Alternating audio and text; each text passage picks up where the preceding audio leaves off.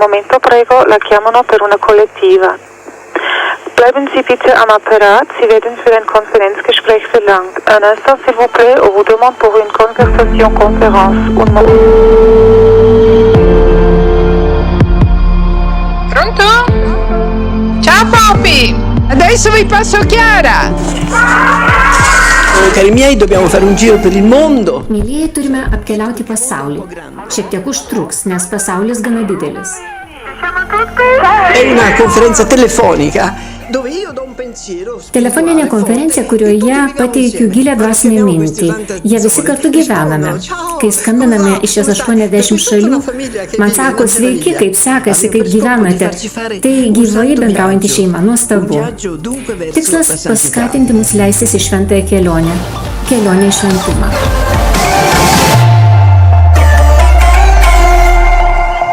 Salve a tutti e benvenuti a questo appuntamento. Sveiki visi ir labas vakaras. Kviečiame į naują populiarų judėjimo susitikimą. Esu Tamara, žurnalistė iš Arezzo, Toskanos.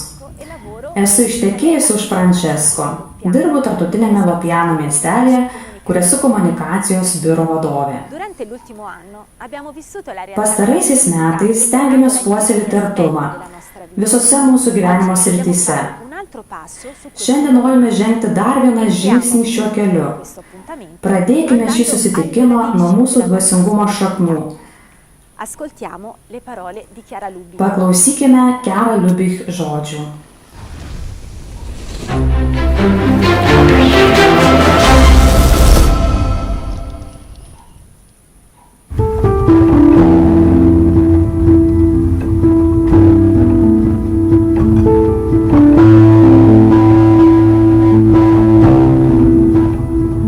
Ho avuto fame e mi avete dato da mangiare. Buvau išalkęs ir jūs mane pavalgydinote. Buvau ištroškęs ir mane pagirdėte. Kadagi Viešpatie? Kiek kartų tai padarėte vienam iš šitų mažiausių mano brolių, man padarėte.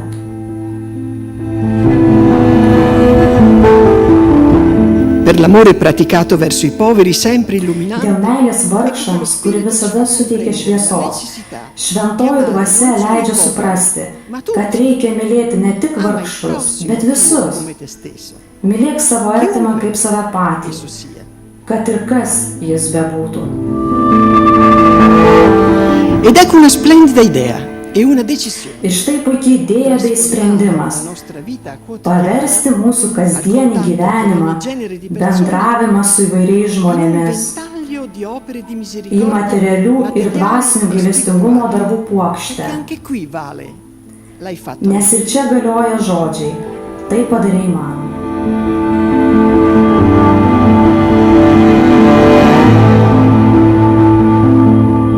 Quanti fratelli ci passano accanto, in ognuno si vedeva. Kiek brolių praėjo pro mus, kiekviename matėme Kristų, kuris prašė pagalbos, paguodos, patarimo, pamokymo, šviesos, duonos, pastogės, drabužių, maldų.